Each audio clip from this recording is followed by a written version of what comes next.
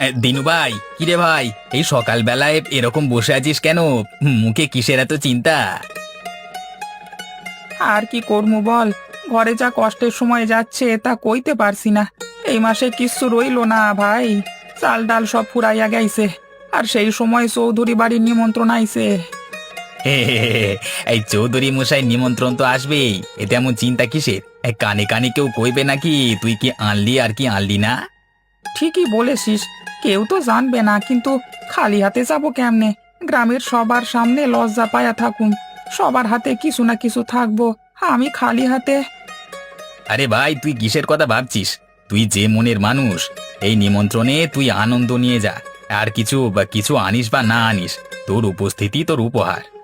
কথায় তো মনে হয় সব কিছু ঠিক, আসলে কেমনে করুম বুঝতেছি না। খালি হাতে যাওয়া মানেই তো নিজেকে ছোট দেখানো। দিনু, তুই গরিব মানুষ হতে পারিস, কিন্তু তোর মনটা বড়।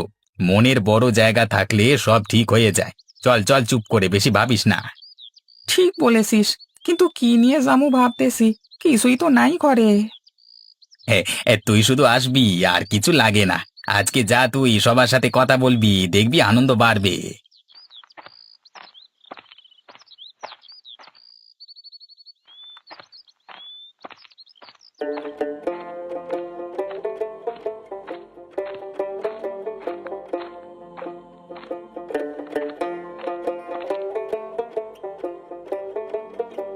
দেখলি, সবাই কত কিছু আনছে, আর আমারে যদি কেউ খালি হাতে দেখে। আরে দিনু ভাই, কেউ কিছু মনে করবে না। তুই তো খালি হাতে আসিস নাই, তুই তোর হাসি খুশি মন নিয়ে এসেছিস। তোর থাকাই যথেষ্ট। কিন্তু ভাই, সবার সামনে এইভাবে দাঁড়াইতে লজ্জা লাগতেছে। লজ্জা লাগতেছে কিসের? আমরা গরিব হইতে পারি, কিন্তু গরিব মানে কি খারাপ কিছু? খালি হাতে গেলে কি হয়? চৌধুরী মশাইকে দানপূর্ণ দেখে মানুষ কি মূল্যায়ন করেন? ঠিকই বলেছ মায়াবু। দেখিস না, মানুষ কিভাবে আদর করে কথা বলে। তুই এত অস্থির হোস না।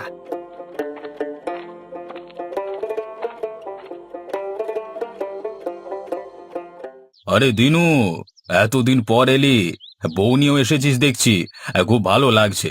চলো চলো, বসে পড়ো, খাওয়া দাওয়া শুরু করো। চৌধুরী মশাই, কিছু আনতে পারলাম নিকো, সেই জন্যই লজ্জা লাগতেছে।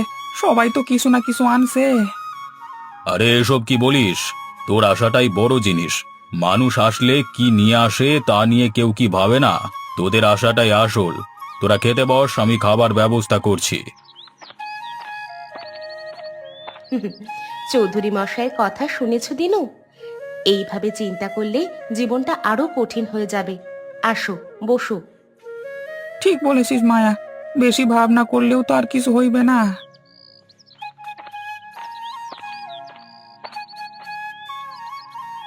দিনু, আজকে তোমাকে ভালো করে খাওয়াবো। তোমরা খেতে শুরু করো, খাওয়ার অভাব থাকবে না।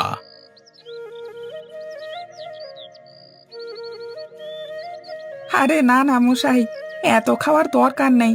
প্লেট তো ভইরা গেছে। তোমরা খাও খাও, এত লজ্জার কি আছে? তোদের খাওয়াতে পারলে আমার মন ভরে যায়।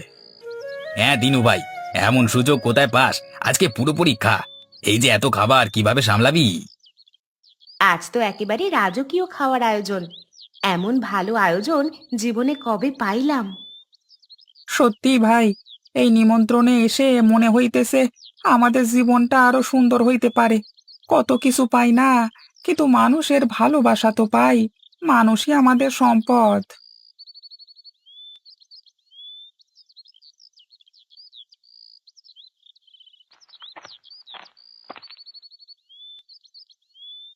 দিনু, খাওয়া শেষ হলো? কি কই, মন ভরছে? হ্যাঁ, মন তো ভরছে মশাই। এতদিন পর পেট ভইরা খাইলাম। সত্যি কথা কইতে গেলে খুব আনন্দ লাগতেছে। তোর জন্য খাওয়ার আয়োজনটা করলাম আর তুই আনন্দ পাবি না? এটা তো আর হয় না। চৌধুরী মশাই, আপনার আয়োজন দেখে মন ভরে গেছে, কিন্তু এত খাবার কোথা থেকে এলো? আরে তোমরা আমার অতিথি। গ্রামের সবার জন্য কিছু করবার চেষ্টা করি সব সময়। দেখো, জমি জিরাত যা আছে সবই তো সবার জন্য। আর আজকের এই নিমন্ত্রণ, এটা শুধু আমার না, পুরো গ্রামের। মশাই, এরকম আন্তরিক মানুষ তো খুব কম দেখা যায়। সবার প্রতি এত ভালোবাসা। সত্যি কথা কই মশাই, আপনার মতো মানুষ খুব কম। আমি এত লজ্জা পাইছিলাম, ভাবছিলাম খালি হাতে আসলে কি বলবে সবাই, কিন্তু আপনার ভালোবাসা দেখে সব ভুলে গেছি। আরে দিনু, তুই তো আমাদেরই মানুষ। খালি হাতে আসবি তো কি হয়েছে?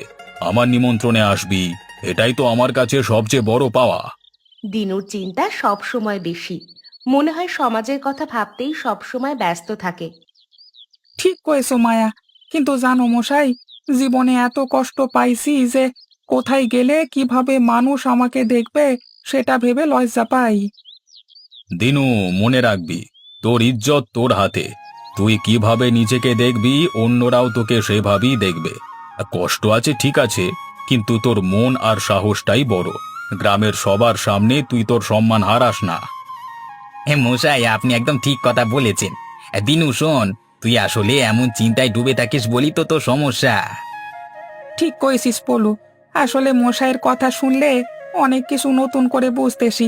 নিজের ছোট ভাবার কোনো মানই হয় না। মনে রাখিস দিনু, মানুষ ছোট না, তোর ইজ্জত আর মনই তোকে বড় করবে।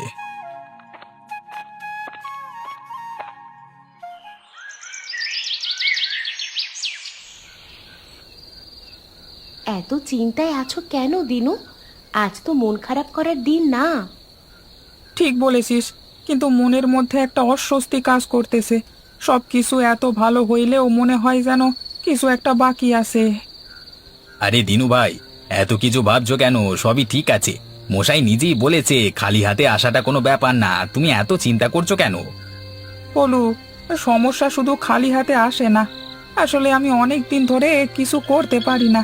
ঘর চালাতে কষ্ট, সংসারের দায়িত্ব ঠিকভাবে পালন করতে পারি না। মনে হয় আমি আসলে পরিবারের জন্য কিছুই করতে পারছি না। আরে, তুমি কি বলছো এসব? সংসারের দায়িত্ব পালন করা শুধু টাকা পয়সার ব্যাপার না। তুমি যে আমাদের সাথে আছো সেইটাই তো সবচেয়ে বড় জিনিস। এইসব চিন্তা বাদ দাও।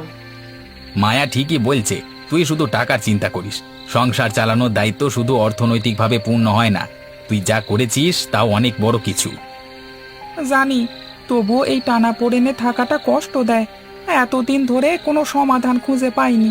এই অবস্থার কতদিন চলবে? সময় সব ঠিক করে দেয়, বিশ্বাস রাখো। আজকে এই নিমন্ত্রণে আসতে ভয় পেয়েছিলে, কিন্তু শেষ পর্যন্ত দেখো, ভালো লাগছে না?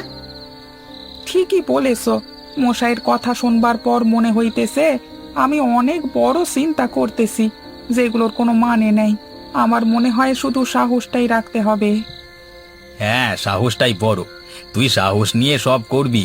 দেখ, আজকে ভালো একটা দিন কাটাচ্ছি, সব চিন্তা দূরে ফেলে একটু ভালো সময় কাটানো দরকার, বুঝলি? হ্যাঁ ভাই, আজকে মশাইয়ের কথা আমার জন্য অনেক বড় শিক্ষা। ছোট হইলেও আমি আমার জায়গাতে ঠিক আছি। তুমি যে এতদিন ধরে চেষ্টা করছো সেইটাই সব থেকে গুরুত্বপূর্ণ। সবকিছু ঠিকঠাক হবে। আমরা একসাথে আছি, এটাই আমাদের শক্তি। তোদের কথা শুনে এখন একটু হালকা লাগতেছে। আসলে এতদিন ধরে নিজের ছোট ভেবেই চলেছিলাম। আজকে বুঝলাম টাকার অভাব থাকলেও নিজের মনের জোর হারানোটা সবচেয়ে বড় ভুল। এ তো তোর নতুন বুদ্ধি। আগে তো এসব ভাবলি না কেন? আগে তো কতবার বলেছি তোকে, কিন্তু তখন তো কিছু শুনিস না। ঠিক কয়েছিস পলু, এবার থেকে আর চিন্তা করব না। আমাদের যা আছে সেটা নিয়েই খুশি থাকতে হবে। তাই তো, আমরা যে ভালো আছি সেটাই তো বড়।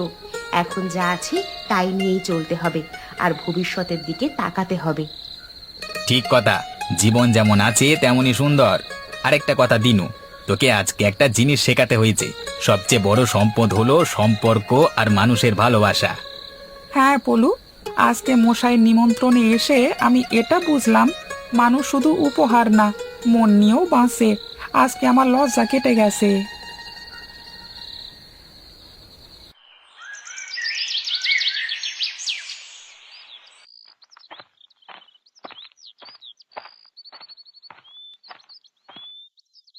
এত ভোরে উঠলে কেন? রাতে ভালো ঘুম হয়নি? ঘুম তো হয়েছিল, কিন্তু ভোরে উঠে বসে পড়লাম। জানি না কেন, মনে হয় এই শান্ত ভোরটাতে বসে কিছু ভাবতে ইচ্ছে করছে। কি ভাবছো? আবার কোনো চিন্তা নিয়ে মগ্ন হয়ে গেলে নাকি? আসলে কালকের মশাইয়ের কথা এখনো মাথায় ঘুরছে। ভাবতেছি মশাই ঠিক বলছে, সাহসটাই অনেক বড় কথা। কিন্তু আমি এখনো বুঝতে পারি না কিভাবে এই সাহসটা ধরে রাখবো। তুমি তো অনেক সাহসী দিনু। এত কষ্টের মধ্যে থেকেও তুমি আমাদের নিয়ে বেঁচে আছো। আর কত সাহস চাই। জানি মায়া, কিন্তু এই কঠিন সময়েও মনে হয় আমি ঠিক পথে নেই।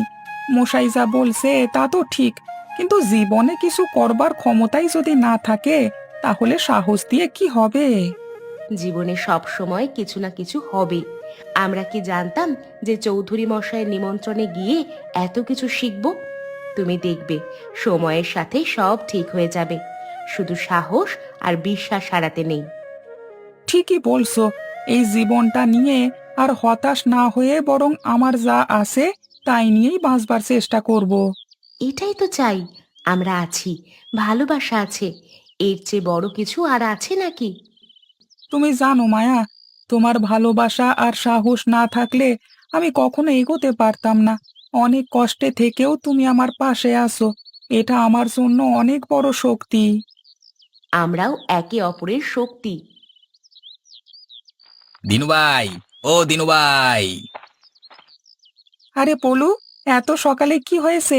আবার কোনো খবর নিয়ে আসলি নাকি? আরে না ভাই, আজকের দিনটা একটা নতুন কিছু করবার জন্য সবচেয়ে ভালো। এই চলো চলো, আমরা কিছু নতুন শুরু করি। জীবনে যে হতাশা ছিল সব দূর করতে হবে। তোর সাথে মশাইয়ের কথাবার্তা শুনে আমি ভাবলাম আমরা নিজেই একটা কিছু করতে পারি। কি করবি বলতো? দেখ, তোরা তো জানিসই আমাদের গ্রামের ছোটখাটো কাজকর্ম কিভাবে চলে। ভাবলাম আমরা নিজেরাই কিছু ছোট ব্যবসা শুরু করতে পারি। তুই, আমি আর গ্রামের আরো কিছু লোক মিলে একসাথে যুক্ত হয়ে কিছু শুরু করব, কি বলিস? ব্যবসা? আমাদের তো সেরকম টাকা পয়সা নেই। টাকার কথা চিন্তা করিস না, ছোটখাটো করে শুরু করব।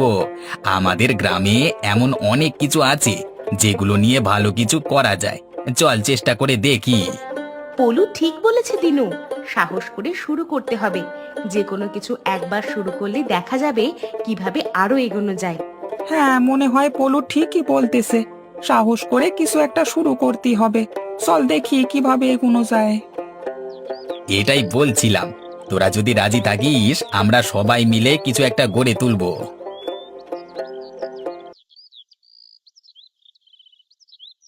তাহলে ঠিক করেছো, তোরা সবাই মিলে কিছু একটা করতে চাস। ভালোই তো, গ্রামে নতুন কিছু শুরু করবার সময় হয়েছে।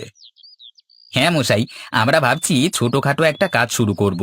দিনু, আমি আর গ্রামের আরো কয়েকজন মিলে শুরু করব, যাতে সবাই উপকৃত হয়। পলুই আইডিয়াটা দিল। আসলে ভাবছিলাম আর কতদিন বসে থাকবো, কিছু না কিছু তো করতে হবেই। মশাই, আপনার পরামর্শ চাই। তোরাও তো কিছু করতে চাইছিস, এটা দেখে আমার খুব ভালো লাগছে। তবে একটা জিনিস মাথায় রাখিস, যে কাজই করিস ধৈর্য আর পরিশ্রম দুটো জিনিস খুব দরকার। ঠিকই বলেছেন মশাই, আমরা বুঝে শুনি কাজ করতে শুরু করতে চাই আর গ্রামের সবার সহায়তা নেব। আপনিও আমাদের নির্দেশনা দিন। ঠিক বলেছেন পলু, আমরা সবাই একসাথে থাকলে কোনো কাজই আমাদের পিছু হটতে হবে না।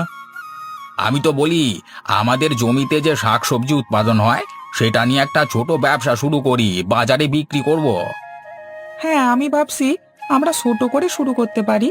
আমাদের নিজেদের উৎপাদিত জিনিসই বাজারে নিয়ে যাব, এতে লাভও হবে। আর শাকসবজি ভালো, তবে কেবল বাজারে বিক্রি করে বেশি দূর যাওয়া কঠিন হবে। আর তোদের প্রতিযোগীও কম থাকবে না। তবে একটা কথা বলি, জিনিস ভালো করলে গ্রাহকের অভাব হবে না। তোরাও ভালোভাবে ব্যবসা করবি, তাহলে অবশ্যই সাফল্য আসবে। মশাই, আমরা সেই চেষ্টাই করব। গ্রামে অনেকেই আছে যারা কাজ খুঁজছে, তাদেরও সাথে নেব। গ্রামের সবাইকে নিয়েই আমাদের কাজ হবে। আমি বলি আমরা মেয়েরা মিলেও কিছু করতে পারি। শাকসবজির সাথে হস্তশিল্পও যোগ করা যায়।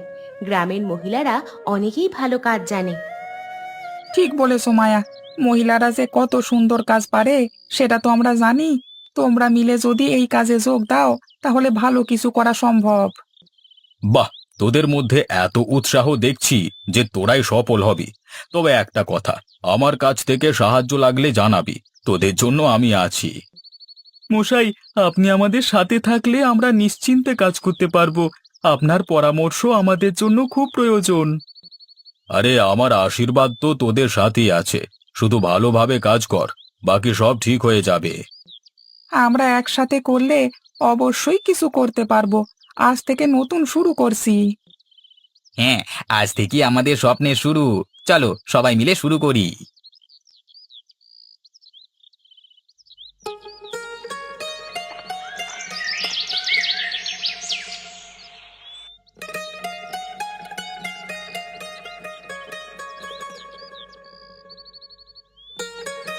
মশাই, এই যে দেখছেন, 1 মাসের মধ্যেই আমরা বেশ ভালোভাবেই এগুচ্ছি।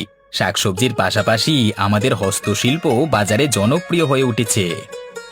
বাহ, তোরা খুব ভালো করছিস পলু। দেখলি তো, চেষ্টা করলে কিছুই অসম্ভব না। সবাই মিলে একসাথে কাজ করলে তার ফলাফলই আলাদা। হ্যাঁ মশাই, আমরা কেউ ভাবিনি এত তাড়াতাড়ি আমাদের এতটা লাভ হবে। প্রথমে তো ভেবেছিলাম কিছুই হবে না, কিন্তু আজ আমাদের দোকানে মানুষ ভিড় করছে, আমাদের জিনিসপত্রগুলো কিনছে। আরে, তোরা পরিশ্রম করলে তার ফল তো পাবি। তবে এখন খেয়াল রাখতে হবে যেন নিজেদের মধ্যে কোনো বিভেদ না আসে। আর সবাই মিলে কাজ কর, তাহলেই তোরা আরো বড় কিছু করতে পারবি। মায়া, তুমি দেখো, 1 মাস আগে আমরা কি অবস্থায় ছিলাম আর এখন কোথায় এসে দাঁড়িয়েছি। হ্যাঁ দিনু, বিশ্বাস করতে কষ্ট হয় তোমার সাহস আর চেষ্টা আমাদের এত দূর এনেছে। আজ গ্রামের সবাই তোমাকে সম্মান করে। আসলে এটা আমাদের সবার মিলিত প্রয়াস। সবাই মিলে কাজ করলে কোনো কিছুই অসম্ভব হয় না। মশাইও আমাদের পাশে থেকেছেন। হ্যাঁ, আর আমাদের সম্পর্ক আরো গভীর হয়েছে।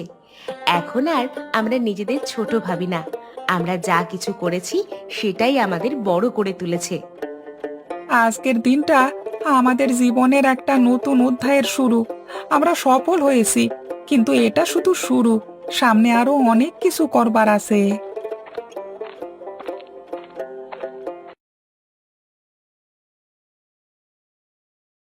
তোরা সবাই মিলে যা করলি সেটা দেখবার জন্য আমার বয়সটা সার্থক হয়েছে।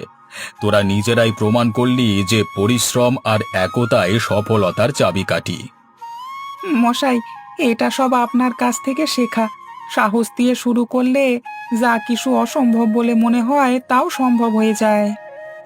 আরে দিনু ভাই, তুই তো এখন পুরো বড় লোক হয়ে গেছিস। নিজের চিন্তা এখন অনেক বড় হয়ে গেছে। বড়লোক? আরে ভাই, এখন অনেক কিছু শেখবার আছে। আমরা সবাই মিলে যা শুরু করেছি সেটা যেন ঠিকভাবে চলে সেটা নিশ্চিত করতে হবে। হ্যাঁ, আর আমাদের শাকসবজির সাথে হস্তশিল্প আমরা করছি, সেটা এখন শহরের বাজারেও পৌঁছতে শুরু করেছে। দেখো আমরা কোথায় এসে দাঁড়িয়েছি। আরে, এটা তো সবে শুরু। তোদের এই সাফল্য আমাকে খুব আনন্দ দিয়েছে। তবে খেয়াল রাখিস, কখনো নিজেকে বেশি বড় মনে করিস না।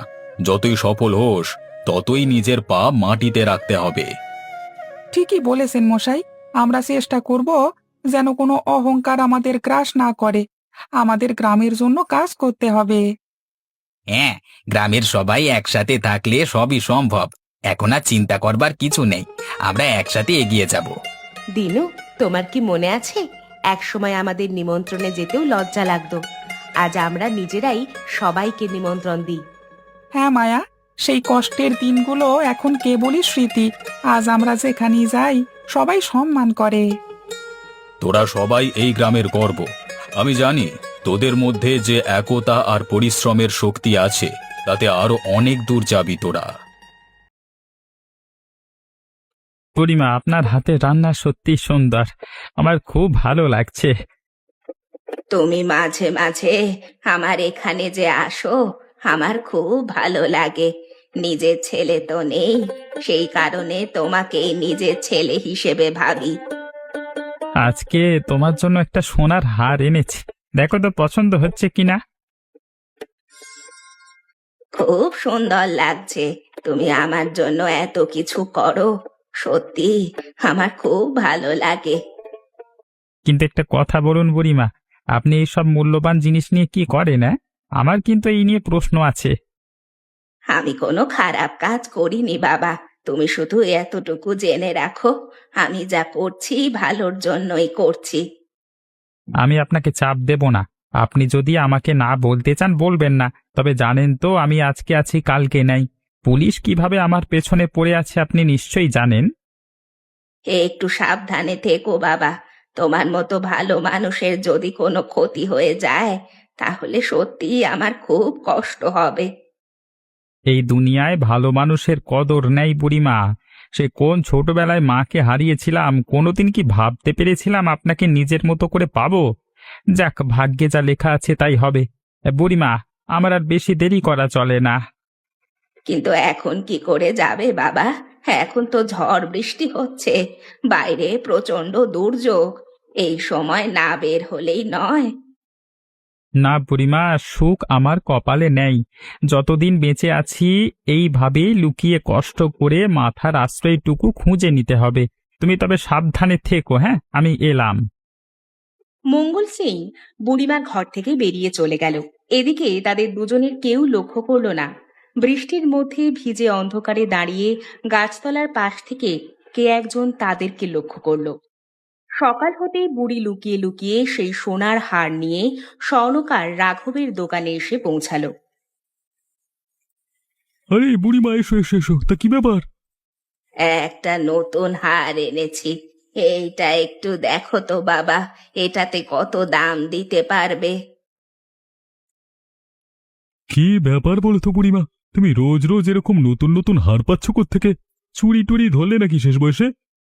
না রে বাবা, এই বৃদ্ধ বয়সে দেখার মতো তো কেউ আর নেই। তোমাকে দেখে তো বোঝা যায় না, কিন্তু তোমার কাছে যা অর্থ সম্পত্তি আছে মনে হচ্ছে তা তো আমার থেকেও বেশি।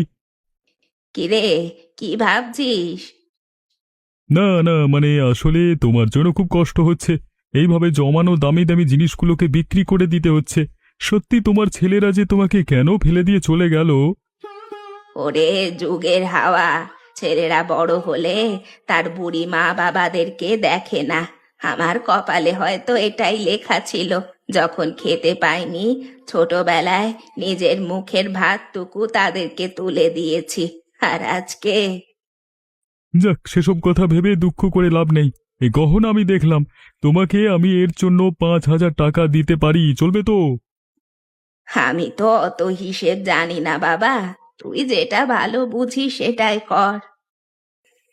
রাত হলে আড্ডা দিতে চলে যাওয়া আর দিনের বেলা পড়ে পড়ে ঘুম দেওয়া প্রতিদিনের এটাই নিয়ম হয়ে দাঁড়িয়েছে যেন। এখনো কি ঘুম ভাঙার সময় হয়নি? মা, তুমি এভাবে চিৎকার করছো কেন? বাবা একটু ঘুমোচ্ছে, ঘুমোতে দাও না। তোমার এই সকালবেলার চিৎকার আমার একদম ভালো লাগে না। এই, তুই একদম চুপ করে থাকবি। যেমন বাবা তার তেমন বেটি, দুজনেই হয়েছে একেবারে কুঁড়ে। আমাকে ঘর সংসারের সমস্ত দায়িত্ব সামলাতে হবে সেই সকালবেলা থেকে উঠে। কি হলো গিন্নি, তুমি এভাবে সকালবেলা চিৎকার করতে শুরু করেছো কেন? তোমার কি মাথা খারাপ হয়ে গেছে নাকি? প্রশ্নটা তো তোমাকে করা উচিত। বেলা কত হয়েছে? লোকে মাঠের কাজ সেরে বাজার হাট করে বাড়ি চলে এলো, এবার বাড়ির কাজ সামলাচ্ছে, আর তোমার এখনো ঘুম থেকে ওঠারই নাম নেই। এইভাবে কুঁড়েমি করলে চলবে তো? শোনো গিন্নি, সংসার নিয়ে তোমার যতটা মাথা ব্যথা আছে আমারও ততটাই আছে। ঘরে একটা খাবার, চাল ডাল সবজি কিচ্ছু নেই, সেগুলো কে আনবে শুনি? আরে গিন্নি, শোনো শোনো, তোমাকে বলি, আমি রাত্রিবেলায় কি এমনি এমনি বের হয়ে যাই বাড়ি থেকে? আমি কাজের সন্ধানেই ঘর থেকে বের হই। কি এমন কাজ করতে রাত্রিবেলা তোমাকে যেতে হয়? চুরি চামারি করছো নাকি? সেটা তোমাকে বলবো না। তোমার জন্য একটা উপহার আমি ঠিক সময় হলেই দেব। তুমি শুধু দেখতে থাকো, ধীরে ধীরে আমাদের অবস্থা কেমন আবার ফিরে আসে। বাবা, আমাকে পুজোর সময় জামা দেবে তো? দেব না কেন, নিশ্চয়ই দেব। এমন দামি জামা দেব, গোটা গ্রামবাসী দেখলে একেবারে মাথা ঘুরে পড়ে যাবে। এত বড় বড় লেকচার না দিয়ে যাও, নিজের কাজ করোগে যাও, যদি দুটো পয়সা আসে। আর তাড়াতাড়ি গিয়ে চাল ডাল নিয়ে আসো, না হলে কিন্তু আমি আজকে রান্না করতে পারবো না, এই বলে দিলাম। আরে হ্যাঁ হ্যাঁ, আমি এক্ষুনি যাচ্ছি, গিয়ে সব নিয়ে আসছি। আরে তো রাতের বেলাতে বুড়ির বাড়িতে এসে পৌঁছালো, বাইরে থেকে ডাক দিল। বুড়িমা, আরে ও বুড়িমা, ঘরে ঢুকে বসে থাকলে হবে? দেখে যাও, আজকে রাতে তোমার বাড়িতে আবার অতিথি চলে এসেছে, তাকে একটু আপ্যায়ন করতে হবে না? কে বাবা, মঙ্গল এলি নাকি? আরে কোনো মঙ্গল বুধবার নয়, আমি আদিত্য। আমি তোমার সাথে একটু কথা বলতে এলাম। তা ভেতরে যেতে আপ্যায়ন করবেন না? আদিত্য? আমি তো ঠিক চিনতে পারলাম না। আরে অন্ধকারে দাঁড়িয়ে আমাকে চিনতে পারবে নাকি তুমি? হ্যাঁ, একটু ভেতরে চলো, তারপর না হয় দুজনে মিলে কথা হবে। আচ্ছা এসো, ভেতরে এসো। আচ্ছা, এবার আমি আসল কথা শুরু করি। কই দাও। দাও মানে? তুমি কি আমার কাছ থেকে কিছু পাবে?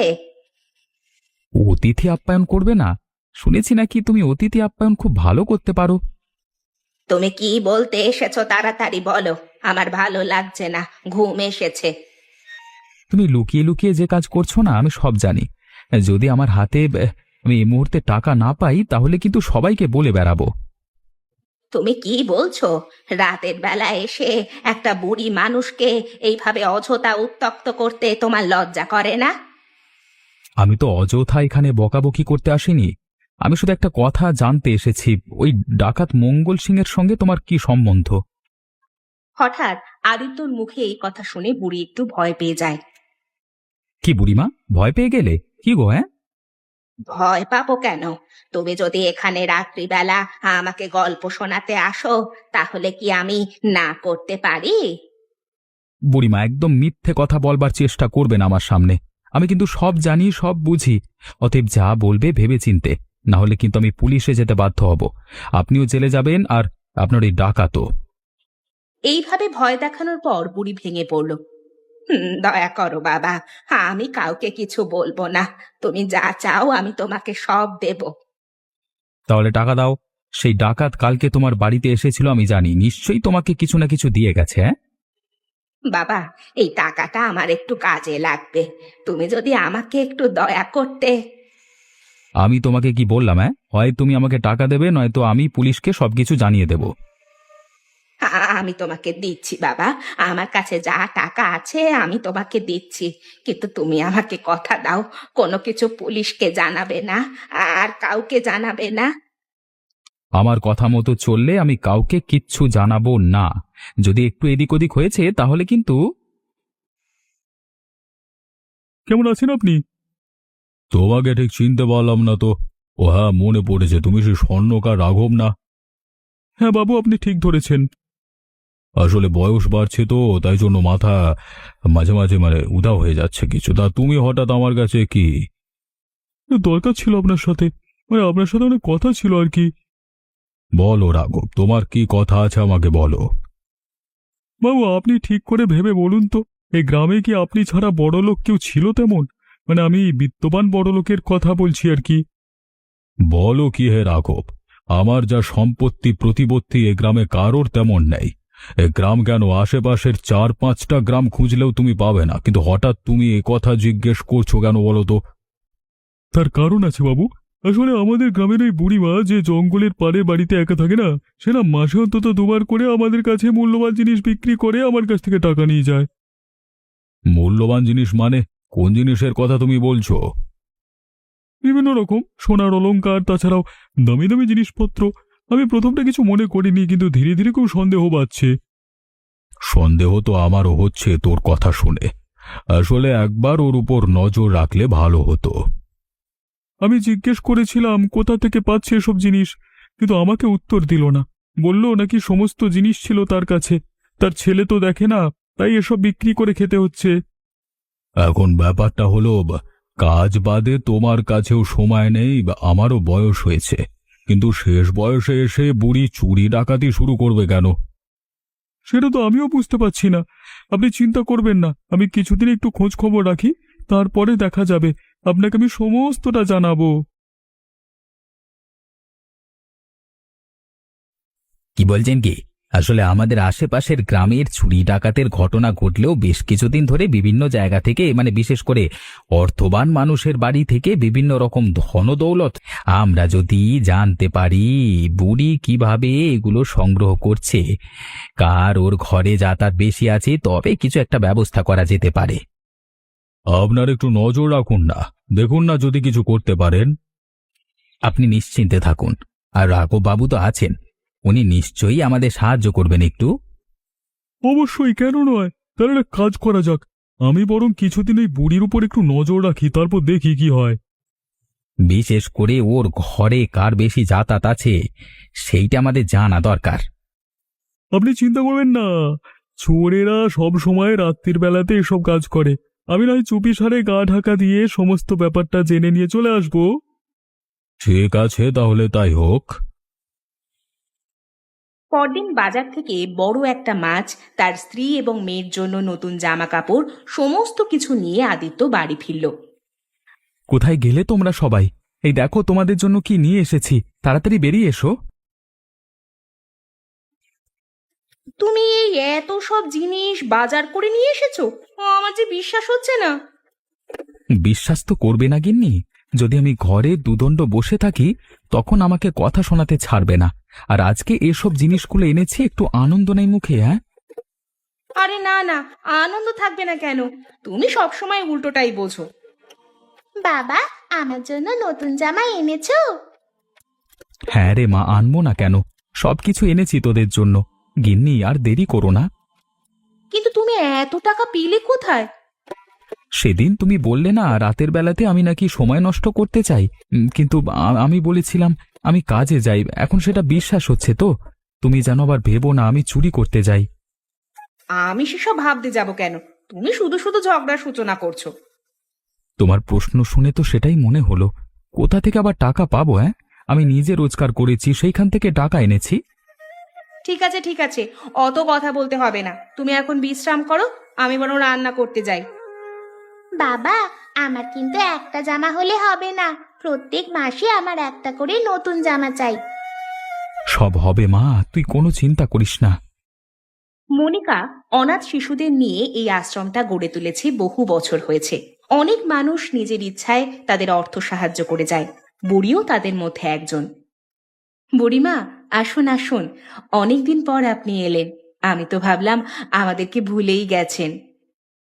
আসলে বয়স হয়েছে তো, তাই সব সময় আর আশা হয়ে ওঠে না। তবে এটা ভেবো না যে তোমাদেরকে আমি ভুলে গেছি। আপনাকে কতবার বলি, একা একা থাকেন, কখন শরীর অসুস্থ হয়ে যায়, কখন বিপদে পড়ে যাবেন। তার থেকে বরং আমাদের কাছে এসে থাকতে পারতেন, কিন্তু আপনি তো আমাদের কথা একটুও শোনেন না। আসলে আমি কারোর ওপর বোঝা হতে চাই না।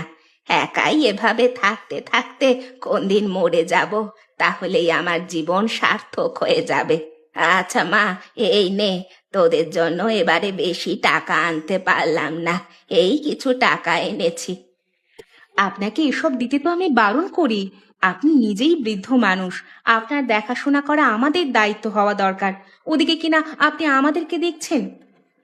ওরে, এই ছোট্ট ছোট্ট শিশুদের হাসি দেখলে আমার মন ভরে যায়। তুই যে এই অনাথ শিশুদের এনে ওদের লালন পালন করছিস, এটাই অনেক। আমি যতদিন বেঁচে থাকবো ততদিন তোদের সাহায্য করে যাব। তুই দয়া করে আমাকে বারণ করিস না। ঠিক আছে, এখানে দাঁড়িয়ে আর কতক্ষণ কথা বলবেন? চলুন, ওদের সাথে একটু গল্প করবেন। চলুন, আপনার মনটাও ভালো থাকবে। হ্যাঁ মা, চল, ছোট ছেলেগুলোর সঙ্গে গল্প করে তারপর না হয় বাড়ি যাব। আরে ওই আদিত্য, একটুখানি দাঁড়া, তোর সাথে কিছু কথা আছে আমার। হ্যাঁ দাদা, কি বলবে বলো। বলছি, কাজকর্ম তো করিস না কিছু, সারাদিন শুধু এদিক ওদিক ঘুরে বেড়াস। আমি একটা কাজ দেব, পারবি? তুমি কি আমাকে অপমান করতে ডাকলে? আমাকে তুমি বেকার ছেলে বললে? ওরে না রে না, তুই এই কথাগুলো শুনতে পেলি, আর তারপরে যে কথাটা বললাম সেটা শুনতে পেলি না? একজনকার উপর নজর রাখতে হবে, পারবি? তোমার কি দোকানে তেমন কোনো কাজ চলছে না দাদা এখন? বলিস কি, আমার কাছে এখন অনেক কাজ। তাহলে অন্য মানুষকে বিরক্ত করতে ভালো লাগে? আমি তোকে বিরক্ত কোথায় করলাম? আমি তো তোকে একটা কাজ করবার জন্য বলছি। তুই যদি বিরক্ত হোস তাতে আমি কি করব? দেখো দাদা, আমাকে সব ফালতু কাজ বলবে না। আমি কারোর উপর নজর রাখতে পারবো না। এখন কি আমাকে গোয়েন্দা হতে হবে নাকি? ভালো করে ভেবে দেখ, আমি কিন্তু এই কাজের জন্য তোকে টাকা দিতাম বিনামূল্যে, কিন্তু তোকে দিয়ে কাজ করাতাম না। আমি ভেবে দেখেছি, তোমার টাকা তোমার কাছেই রাখো, আমার কোনো প্রয়োজন নেই। আর ভবিষ্যতে এরকম করে আমাকে বিরক্ত করবার চেষ্টা করবে না। দুদিন আগে তো আমার কাছে এসে হাত পাততিস, হ্যাঁ? আজকে এত বড় বড় কথা বলে চলে গেল, শালা ব্যাপারটা কেমন হলো?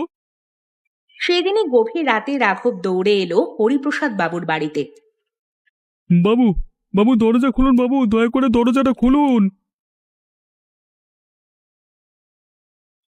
কি হলো রাঘব? এত রাতের বেলা এখানে চিৎকার চেঁচামেচি করছিস কেন? কি হয়েছে কি? কি আর বলবো বাবু, যা জিনিস দেখে এলাম তার মুখে বলবার না, তাই জন্য আমি রাতের বেলায় আসতে বাধ্য হলাম। সকাল পর্যন্ত অপেক্ষা করতে পারতাম না। তুমি বুড়ির ওখান থেকে এলে নাকি? হ্যাঁ, সেই জন্যই তো আপনার কাছে দৌড়ে এলাম বাবু। আমাদের চোখের সামনে এত বড় কাণ্ড করছিল, আমরা কিছুই বুঝতে পারিনি। কাউকে দেখতে পেলে?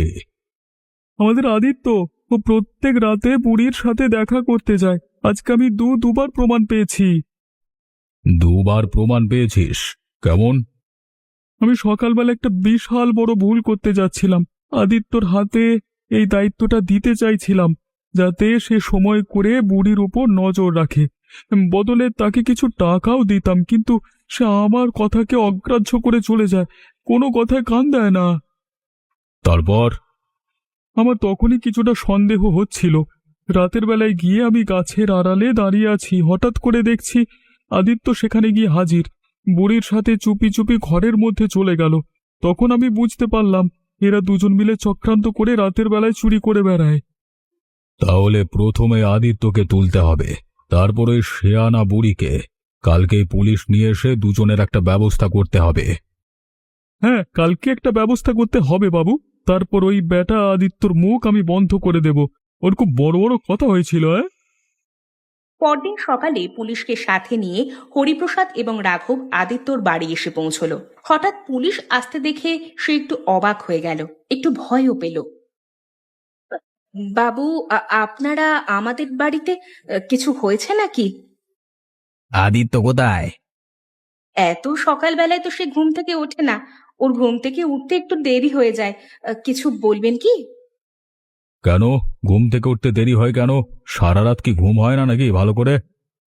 আসলে বাবু, রাতের বেলা একটু কাজ করতে বের হয় তো, সেই কারণেই। তাহলে আর একটা প্রমাণ মিলল। আপনারা যে কথাটা বলছেন তা সঠিক। কিসের প্রমাণের কথা বলছেন বাবু? আমি তো কিছুই বুঝতে পারছি না। বুঝতে পারবেন, বুঝতে পারবেন। আপনি জলদি একবার আপনার স্বামীকে ডেকে নিয়ে আসুন তো, আমরা বেশিক্ষণ এখানে দাঁড়িয়ে থাকতে পারবো না। বাইরে এত কথাবার্তা শুনে আদিত্য ঘুম থেকে উঠে বেরিয়ে এলো। কি ব্যাপার, এত কথা কিসের? আর বাবু, আপনারা এখানে? ওই যে বাবু, চোর বেরিয়ে এসেছে, ওকে এক্ষুনি পাকড়াও করুন। আরে আরে, কি হলো কি? আমি তো কিছুই বুঝতে পারছি না, কি করেছি আমি? সেটা থানায় গিয়ে জানতে পারবে। চল দাদারি, তোর সাথে অনেক কথা আছে। বাবু, বাবু কি হয়েছে বলুন না। ওকে ছেড়ে দিন দয়া করে, ওকে এভাবে ধরে নিয়ে যাবেন না। আমরা গরিব মানুষ, দুবেলা খেতে পারি না। তা তো দেখতেই পাচ্ছি। পুলিশ বাবু, আপনি কারোর কথা শুনবেন না, তাড়াতাড়ি চলুন এখান থেকে। আমি সত্যি বলছি বাবু, আমাকে দয়া করে ছেড়ে দিন। আমি কিছুই জানি না বাবু, আপনারা আমাকে যেটা ভাবছেন আমি তেমনটা নই। মিথ্যে কথা বললে তো আমরা শুনবো না। একটা শুধু কথা বল, ওই বুড়ি তোকে দিয়ে চুরি করায় কেন? আমি সত্যি বলছি বাবু, আমি চুরি করি না, আর ওই বুড়ি আমাকে দিয়ে চুরি করায় না। তুই রাতের বেলাতে কালকে বুড়ির সাথে দেখা করতে গেছিলিস, বা আগেও তো যাওয়া আসা ছিল, এটা কি সত্য? হ্যাঁ বাবু, সব সত্যি, কিন্তু আমি ওর কাছে অন্য কারণে যেতাম, আমি কিন্তু চুরি করতাম না। যদি বাঁচতে চাস তাহলে গোটা বিষয়টা আমাদের খুলে বল। যদি এক বর্ণ মিথ্যে কথা বলেছিস তাহলে কিন্তু এখান থেকে আর ছাড়া পাবি না। বলছি বাবু, বলছি। আসলে বহুদিন আগে একবার অনেক রাতে আমি কাজ থেকে ফিরছিলাম। সারাদিন কাজ না পেয়ে প্রচণ্ড হতাশ ছিলাম। হঠাৎ করে বুড়ির বাড়ির সামনে আসতেই দেখি একটা ডাকাত মতো লোক বুড়ির ঘরে প্রবেশ করলো। ডাকাত? মানে আমি সেটাই ভেবেছিলাম আর কি। আমি তো ভাবলাম বুড়ির অনেক বিপদ, তাই জন্য এগিয়ে গেলাম তাকে বাঁচাবো বলে। কিন্তু ঘরের পাশে গিয়ে দেখি তারা হাসাহাসি করছে, কথাবার্তা বলছে, খাওয়া দাওয়া করছে। আমি তো একটু অবাক হলাম। তারপর সমস্ত ব্যাপারটা লক্ষ্য করলাম। ওর নাম ডাকাত মঙ্গল সিং। ও যাওয়ার সময় বুড়িকে সোনার রত্ন দিয়ে গেল। মিথ্যে বলছিস না তো? তোর আবার খুব ভালো গল্প বানাতে পারিস তো। না বাবু। আদিত্যর বউ দীপিকা এবং তার মেয়ে রাধা মনের দুঃখে ঘরের দাওয়ায় দুজনে মিলে বসে বসে কান্নাকাটি করছে। ওরে রাধা, তোর বাবাকে ওরা ছেড়ে দেবে তো? ধরে রাখবে না তো? মা, তুমি কান্নাকাটি করো না, আমার খুব খারাপ লাগছে তোমাকে দেখে। আমরা একবার গিয়ে পুলিশ বাবুর পায়ে ধরবো, পুলিশ বাবু ঠিক আমার বাবাকে ছেড়ে দেবে। এদিকে ততক্ষণে আদিত্যকে পুলিশ ধরে নিয়ে যাবার খবর বুড়ির কান পর্যন্ত পৌঁছচ্ছে। বুড়ি আদিত্যর বাড়িতে এসে পৌঁছালো। দীপিকা, আমি খবর শুনলাম আদিত্যকে নাকি পুলিশে ধরে নিয়ে গেছে। হ্যাঁ বুড়িমা, সকালবেলা এসে ওকে তুলে নিয়ে চলে গেল। আমি কিছুতেই আটকাতে পারলাম না। কিন্তু কেন? ওরা কিছু বলে গেছে কি? ওরা নাকি বলল আমার স্বামী রাত্রিবেলা চুরি করে বেড়ায়, সেই কারণে নাকি ওকে আটক করা হলো। তার মানে ওরা নিশ্চয়ই লুকিয়ে লুকিয়ে আমাদের দিকে নজর রাখে। না না, আমাকে কিছু একটা করতে হবে। আজকে রাতের বেলাতে মঙ্গলকে সাবধান করে দিতে হবে যাতে এখানে না আসে। বুড়িমা, আমার সংসারটা যে ভেসে যাবে, এখন আমি কি করব বুড়িমা, কি করব বলুন? তুমি কোনো চিন্তা করো না মা, তোমার স্বামীকে ঠিক ওরা ছেড়ে দেবে। আমি জানি তোমার স্বামী নির্দোষ, ওর কোনো দোষ নেই। আপনি জানেন বুড়িমা, আমি তো অনেকবার ওদেরকে বললাম, কিন্তু আমার কোনো কথা তো ওরা বিশ্বাস করলো না। পুলিশরা সন্দেহের বশে ওকে তুলে নিয়ে গেছে। এখন ওদেরকে প্রমাণ দিতে হবে যে আদিত্য কোনো খারাপ কাজের সঙ্গে জড়িত নয়, তাহলেই সমস্ত কিছু ঠিক হয়ে যাবে। আমি নিজে পুলিশের কাছে যাব, দরকার হলে আমি যা দেখেছি সমস্ত প্রমাণ হিসেবে দেব। আপনাকে অসংখ্য ধন্যবাদ বুড়িমা। সকালবেলা পুলিশ আসবার পর থেকে গ্রামবাসীরা আমাদেরকে খারাপ ভাবতে শুরু করে দিয়েছে। কেউ আমাদের ঘর পর্যন্ত আসেনি। প্রচন্ড একা লাগছে নিজেদের। এইটাই হয় মা, বিপদের সময় কেউ পাশে দাঁড়ায় না। আর এসব পুলিশ থানার ব্যাপারে কেউই থাকতে চায় না। তোমরা কেঁদো না, আমি দেখছি কি করা যায়। কেমন আছো বুড়িমা? আবার তোমার হাতের রান্না খেতে চলে এলাম। আজকে আবহাওয়া একটু ঠিকঠাক আছে। কিন্তু ভাই, এদিকে যে অনেক সমস্যার মধ্যে আছি, সমস্যা থেকে কিছুতেই বের হতে পারছি না। সমস্যা? কি সমস্যা হয়েছে আপনার, আমাকে বলুন। আমি আপনার সব সমস্যা দূর করে দেব। তুমি যে আমার এখানে আসো সেটা একজন দেখে ফেলেছিল, আমাদের গ্রামের এক ছেলে। এখন তাকে চোর সন্দেহ করে পুলিশে তুলে নিয়ে গেছে। সে কি, ব্যাপারটা কেমন হলো? আমি তো চুপি চুপি আপনার কাছে যা আশা করতাম কারো তো জানার কথা নয়। ওই ছেলে একবার হয়তো লুকিয়ে দেখে ফেলেছিল, তখন টাকার লোভে আমাকে এসে প্রতিদিন ধমক দিত। প্রতি রাতে আমার কাছ থেকে টাকা নিয়ে যেত। আমি কিছুই বলতে পারতাম না। কিন্তু তুমি আজ পর্যন্ত আমাকে বললে না সোনার গহনা বিক্রি করে টাকা নিয়ে তুমি কি করো? আমাদের এখানে একটা অনাথ আশ্রম আছে, সেই অনাথ আশ্রমে আমি সমস্ত টাকা দিই। টাকার প্রতি আমার কোনো লোভ নেই, শুধুমাত্র তুমি আমার হাতে কয়েকটা মূল্যবান জিনিস দিয়ে যেতে বলে আমি সাহায্যটুকু করতে পারি। বুড়িমা, আপনাকে যত দেখছি ততই অবাক হচ্ছি। সত্যি আপনার মন এত ভালো। সত্যি বলতে আমি আপনার দুরবস্থা দেখে আপনাকে সাহায্য করবার জন্য এই জিনিসগুলো দিয়ে যেতাম, কিন্তু এখন যখন এত বড় ঘটনা ঘটে গেছে তখন কি করা যায়? তোমাকে কিছু করতে হবে না, এবার যা করবার আমরাই করব। তোমাদেরকে সাথে যেতে হবে আমাদের এক্ষুনি। দয়া করুন বাবু, ওকে ছেড়ে দিন, ওকে ধরে নিয়ে যাবেন না। আর লজ্জা করে না? আপনি এদের বৃদ্ধ মানুষ হয়ে ডাকাত পুষে রেখেছেন, আর ঘেন্না হচ্ছে আপনাকে দেখে। বাবু, আপনি একটিবার আমার কথাটা শুনুন। বুড়িমার কোনো দোষ নেই, সব দোষ আমার। আপনার যা বলবার আমাকে বলুন। যদি ধরে নিয়ে যেতে হয় আমাকে ধরে নিয়ে চলুন। তোকে তো ধরে নিয়ে যাবো রে। তোর সম্বন্ধে অনেক কিছু আমি শুনেছি। তোর জন্য অনেক গ্রামের জমিদারেরা একেবারে ভয়ে জড়ো হয়ে আছে। তোকে তো ছেড়ে কথা বলা যায় না। হ্যাঁ, আমাকে ধরতে পারলে আপনি অনেক পুরস্কার পাবেন, কিন্তু আপনি দয়া করে বুড়িমাকে ছেড়ে দিন, ওনার কোনো দোষ নেই। বাবু, আপনি একটিবার আমার কথা শুনুন। ও ডাকাত হতে পারে, কিন্তু ওর কোনো খারাপ উদ্দেশ্য ছিল না।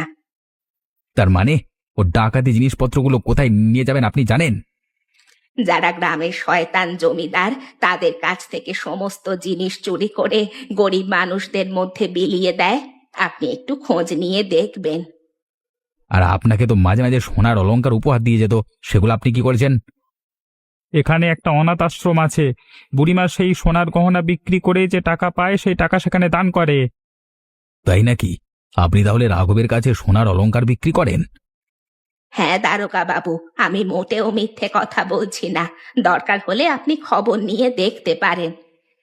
আসলে কি জানেন তো, এসব জমিদার মোড়লদেরকে আমিও খুব একটা দেখতে পারি না। আমি ছোট থাকতে এদের দ্বারা অনেক অত্যাচারিত হয়েছি, অনেক গরিব ছেলে ছিলাম তো আমি। ঠিক আছে, আপনাদের কথা না হয় বিশ্বাস করলাম। আপনারা যা করছেন বেশ করছেন, চালিয়ে যান। বাবু, আমার একটা অনুরোধ আছে, আপনি দয়া করে আদিত্যকে ছেড়ে দেবেন। নিশ্চয়ই দেব, তবে ও হয়তো আপনাকে হুমকি দিয়ে টাকা আদায় করতো, তাই না? তার জন্য কিছুদিন জেলের মধ্যে থাক। বেড়া কাউকে সাহায্য করবে না, অথচ কেউ কিছু করতে গেলেই ভাগ বসাতে চাইবে। আপনার মতো পুলিশ আমি কোনোদিন দেখিনি। অন্য কোনো পুলিশ হয়তো বা আমাকে হাতের কাছে পেলে পুরস্কারের টাকার লোভে আমাকে এতক্ষণে ধরিয়ে দিত, কিন্তু আপনি ওই যে বললাম না, আমি জানি গরিব হওয়ার কি কষ্ট। দুদিন পর আদিত্যকে ছেড়ে দিয়েছে এই খবর পেয়ে হরিপ্রসাদ এবং রাঘব দুজনে মিলে থানায় এসে রাগারাগি করলো। আপনার সাহস হয় কি করে ওকে ছেড়ে দেওয়ার? যা করেছি বেশ করেছি, আপনার অনুমতি নিতে হবে নাকি? আপনি আমাকে হুমকি দেবেন না। মুখ সামলে কথা বল পুলিশের বাচ্চা, তুই কার সাথে কথা বলছিস জানিস? তা আপনারা যদি এভাবে গালিগালাজ করেন তাহলে মঙ্গল সিং এর পরবর্তী লক্ষ্য হয়তো আপনারা হতে পারেন। হঠাৎ করে সকাল উঠে দেখবেন মূল্যবান জিনিস সব হাওয়া, সেগুলো সহ্য করতে পারবেন তো? না হবে বলছি না, হতেও তো পারে। হ্যাঁ, সাদা, আমাকে হুমকি দিচ্ছিস? হুমকি নয়, সাবধান করছি। আপনি সাবধান হয়ে যান, না হলে কিন্তু অনেক দুর্গতি আছে। পালিয়ে চলুন বাবু, এর সঙ্গে বেশি কথা বাড়িয়ে লাভ নেই। শেষকালে দেখা যাবে সোনা দানা সব চুরি হয়ে গেছে, রাস্তায় বিক্রি হয়ে যাবো যে। তারা আর বেশি কথা না বাড়িয়ে সেখান থেকে চলে যায়। পুলিশ মনে মনে হাসতে থাকে। বেড়াদের মানুষের প্রতি দরদ থাক আর না থাক, নিজেদের মূল্যবান ধন সম্পদের প্রতি প্রচুর দরদ। ভালো ভালো।